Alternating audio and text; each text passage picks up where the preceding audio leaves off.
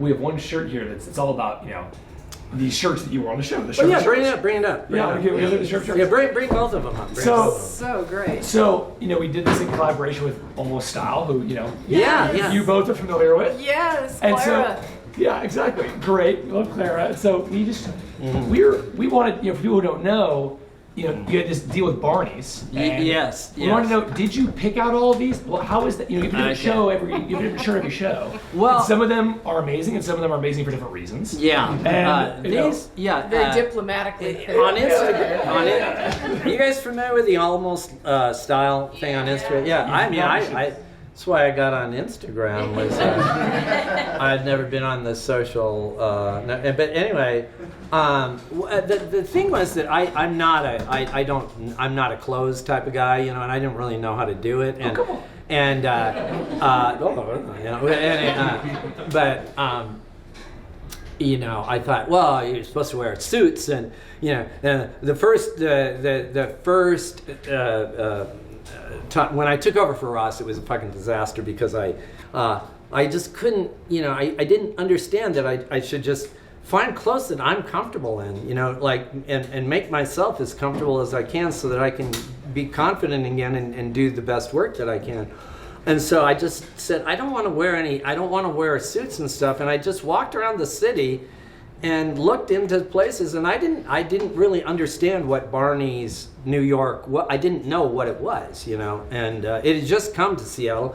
And when I walked in there, I thought, this is really, in those days, in the 80s, the fashions were really, really fun. They were really colorful, and they were really, it's just, there was this kind of whimsy in fashion in those days and I looked around and I said, this is really cool stuff, and they were like, yeah, we, sure, we do that kind of stuff all the time. And so they started dressing me, and it became this really cool thing, and people really enjoyed the stuff I was wearing, and it seemed to fit really well with a comedy show, and it was casual, and it looked very contemporary, and it was really, it was really cool. I still have some of the stuff, and when Clara went out with, we took her out to lunch, and she was explaining some of these things are tremendously valuable. Yeah, they could be for sure. There's a few of them. There's like Marc Jacobs grunge. That's another thing is that because I was involved with the Rocket, I knew a lot of these guys before they were big stars, and a lot of the people that we used as extras were just like the guys from Soundgarden before they become famous, and some other people that I just knew from just music and whatnot, and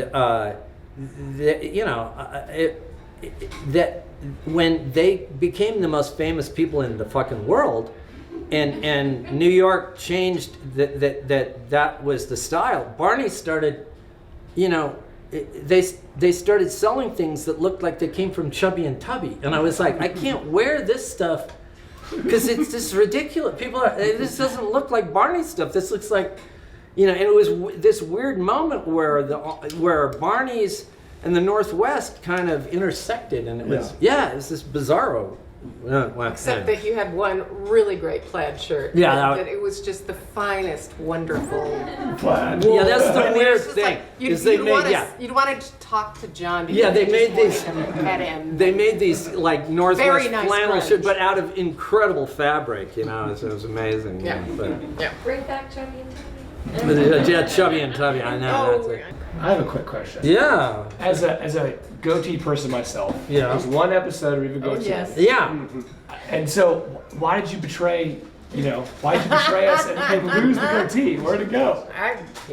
Well, I'm with you. What was the score? You had a goatee for one episode. I thought he should have kept it. Yeah. I know. I probably. What happened is that there was a discussion about it.